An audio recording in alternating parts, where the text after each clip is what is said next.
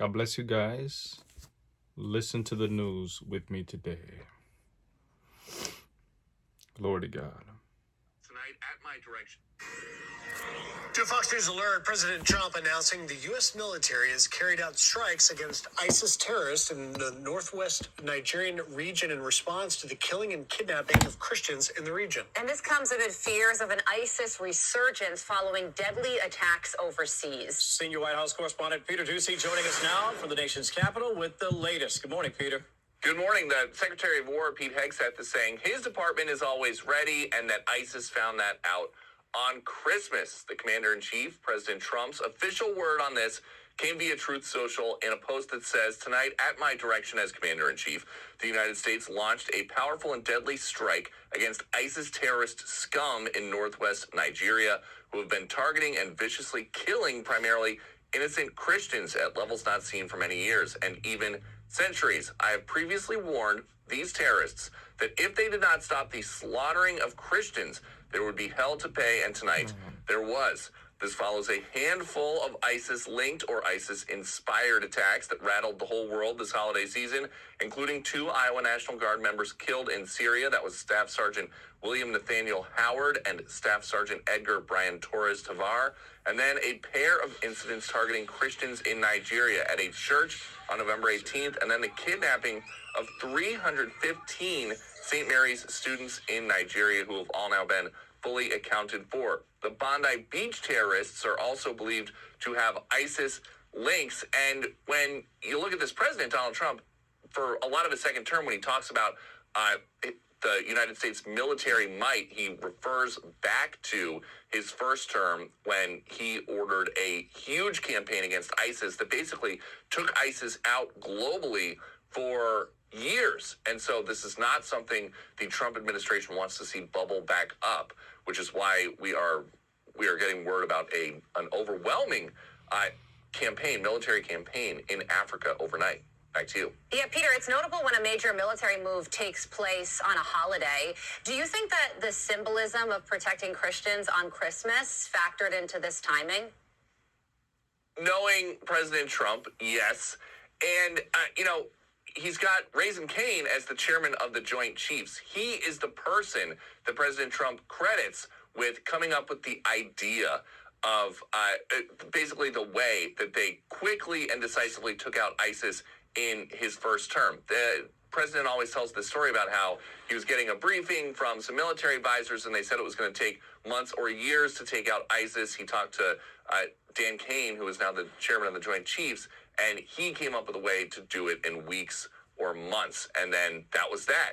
And so, yes, the symbolism of doing this on Christmas should not be ignored. Hey, Peter, is there any indication that there will be more dialogue between the White House and the Nigerian president? I mean, remember, over the past year, we've seen Nigeria's leadership sort of downplaying that there's a problem there when we've obviously seen what's unfolding in Nigeria. And now this strike sort of coming on a surprise level. Do we anticipate further engagement, any meetings set? We don't have any word about any kind of engagement like that, like you're asking about.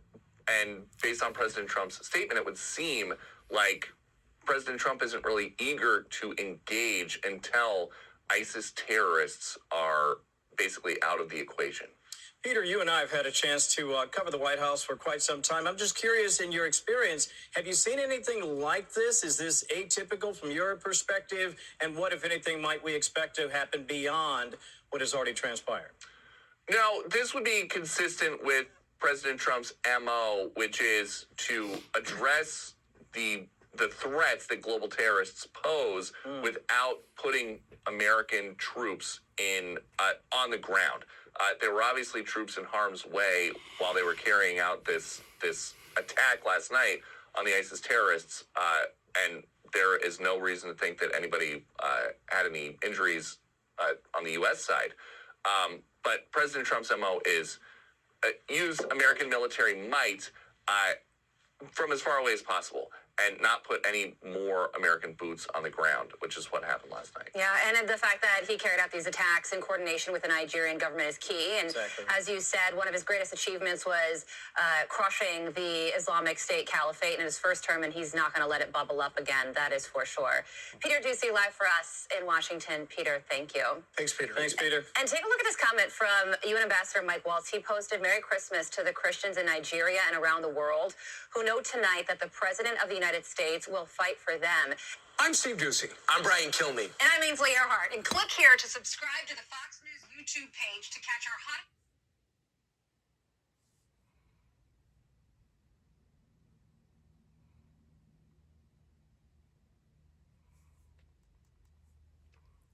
Listen, this is biblical. Sorry to interrupt, but this is important. The shooter who murdered my sweet little Daniel. All right, Christmas celebrations, they look different around the world with war and conflict playing a big role in many people's lives every day. And the new Pope's speaking out about this as well. Reporter Dre Yingst has more. Merry Christmas. May the peace of Christ reign in your hearts and in your families. From the balcony overlooking St. Peter's Square, Pope Leo XIV addresses a crowd of 26,000 people. The traditional message from Vatican City was delivered in many different languages, along with the Pope's first Christmas Mass address from St. Peter's Basilica. Ci sarà pace. There will be peace when our monologues are interrupted and enriched by listening. We fall to our knees before the humanity of the other. As the Pope called for peace in the coming year, many of the world's conflict zones saw Christians gathering amid the backdrop of war and ongoing unrest, with thousands of soldiers celebrating Christmas in frontline positions. Ukrainian President Volodymyr Zelensky spoke from Kyiv, calling for peace. Since ancient times, Ukrainians have believed that on Christmas night, the heavens open, and if you tell them your dream, it will surely come true. Today, we all share one dream, and we make one wish for all of us. From Eastern Europe to the Middle East, those calls echoed. In the biblical city of Bethlehem, worshippers gathered overnight from around the world for a midnight mass. At the Church of the Nativity, they listened to remarks from the Latin Patriarch of Jerusalem and sang Christmas songs. I'm originally from Boston, Massachusetts, and we've waited more than my brother and I, more than 2 years to come here. We've both been to Manger Square and the Church of the Nativity, but not on Christmas Eve. Yeah, that was Trey Yingst reporting. Today also marks the first day of Kwanzaa. It's a week-long holiday celebrating African-American culture, each day dedicated to one of the 7 principles, which includes unity, self-determination, collective work and responsibility, cooperative economics, purpose, creativity, and faith. A candle lighting is held each day, and the holiday ends at a communal feast on New Year's.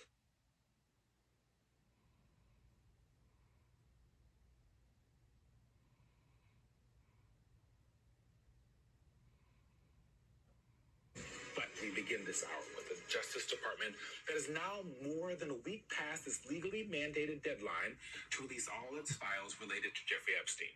The DOJ shared this week that it discovered more than, get this, 1 million additional documents to review, and has spent time defending the numerous mentions of President Trump in the latest document release.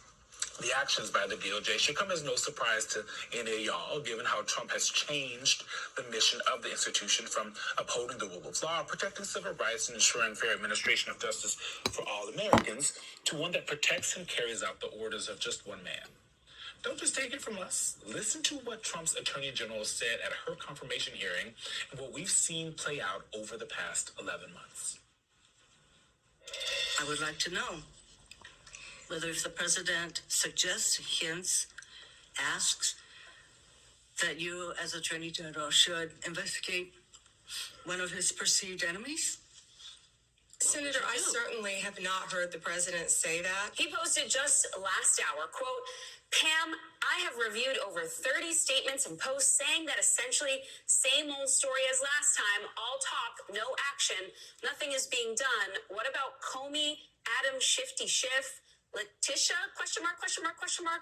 They're all guilty as hell, but nothing is going to be done. We can't delay any longer. It's killing our reputation and credibility." No one will be prosecuted, investigated because they are a political opponent. That's what we've seen for the last 4 years.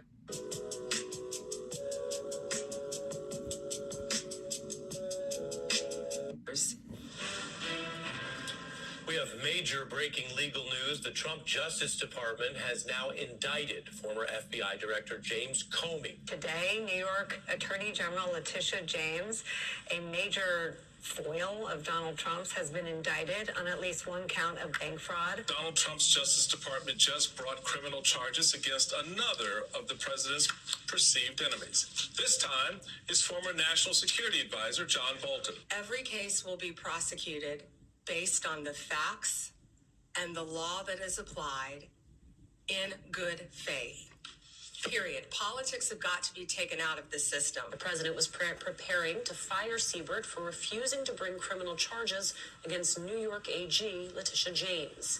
Siebert did not believe the evidence in an alleged mortgage fraud case against James warranted charges. But higher-ups in Trump's DOJ were pushing him to move forward anyway. The partisanship, the weaponization will be gone.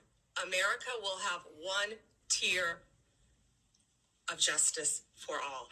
A new MSNBC report has revealed that Trump's DOJ shut down an investigation into Tom Homan, now the White House border czar, who the FBI had recorded last year accepting $50,000 after indicating he would help undercover agents win government contracts in a second Trump term. What role will the White House have in investigative or prosecutorial decisions of the DOJ? It is the Department of Justice's decision, Senator. Can you believe that President should be able to order investigations? Sure, I mean, I'm the chief law enforcement officer of the country.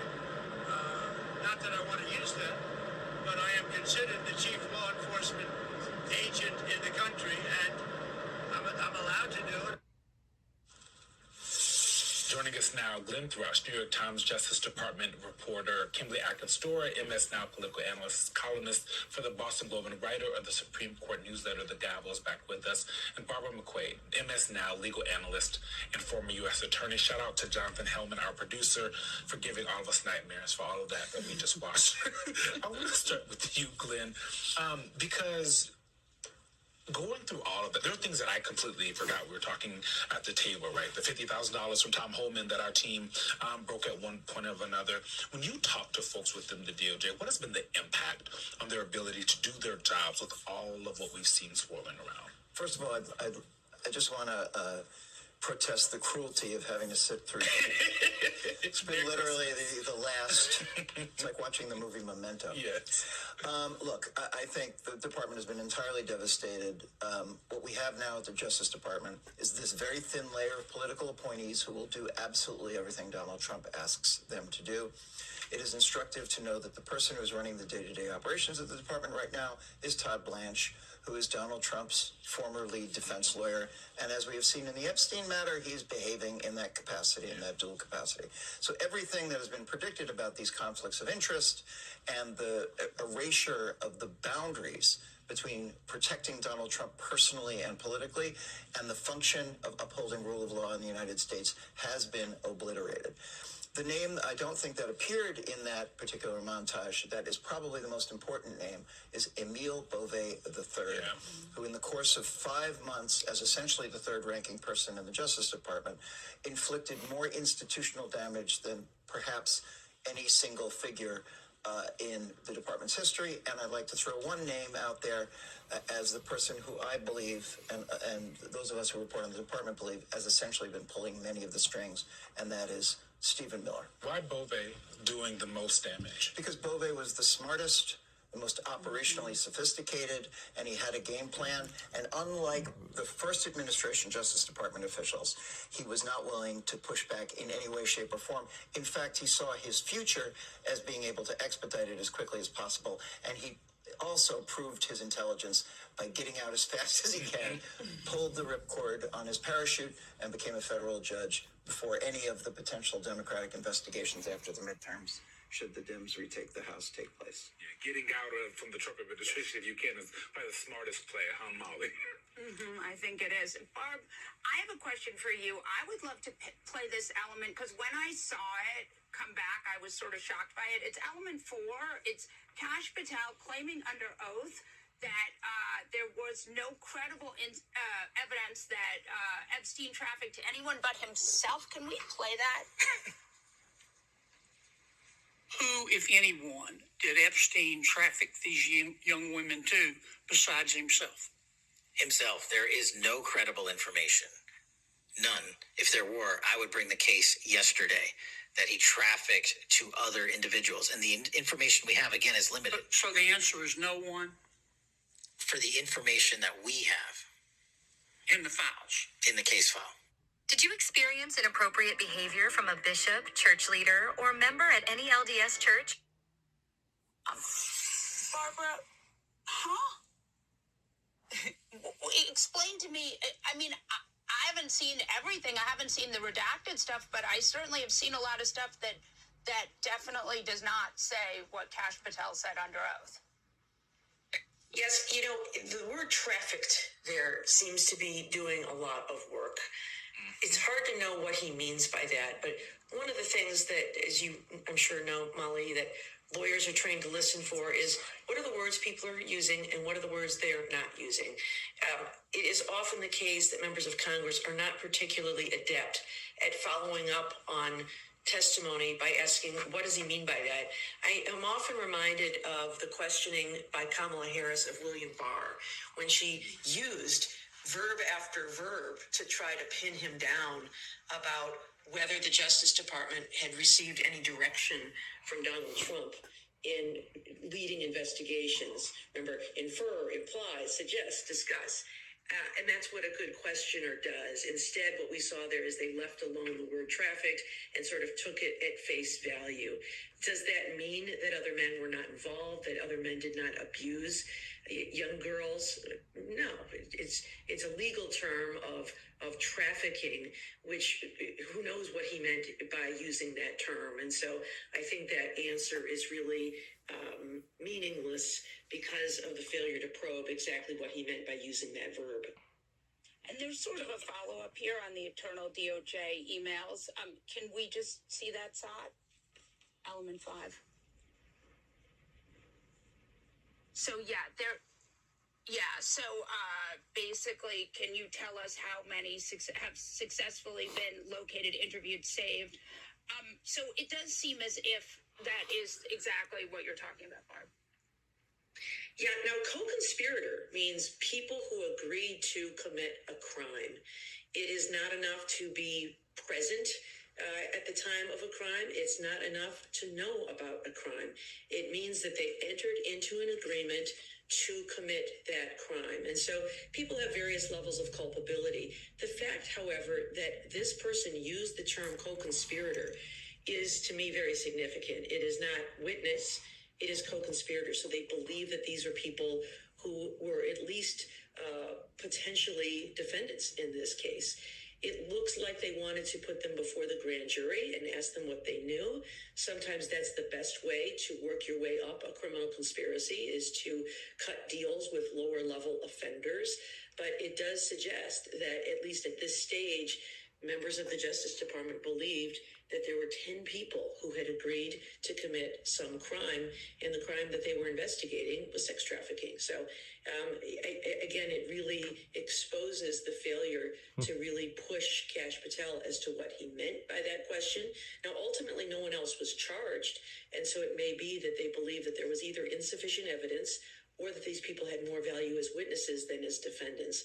And so I think that either Kash Patel was deliberately misleading, or he decided to answer the question very literally. It's what lawyers do. It's what people do in depositions. But the failure to really probe the question and the words that he was using, I think, gave him that out. Kimberly, one of the things that Donald Trump had always said, he said this in the first administration when you, Glenn, were covering the White House, he was going around saying, where's my heroic home? Basically, where is the person or persons who's going to do everything to protect me? And I want to show you some of his war tones. This is element one. Trump's former lawyers named to DOJ positions. Pam Bondi, Attorney General, Todd Blanche, who was mentioned, Emil Bove, who got up out of there, Federal Appeals Court Judge now, John Sawyer, who is the Solicitor General, Alina Habba, who has disqualified and resigned. She was the U.S. Attorney for New Jersey, Lindsay Halligan, U.S. Attorney for...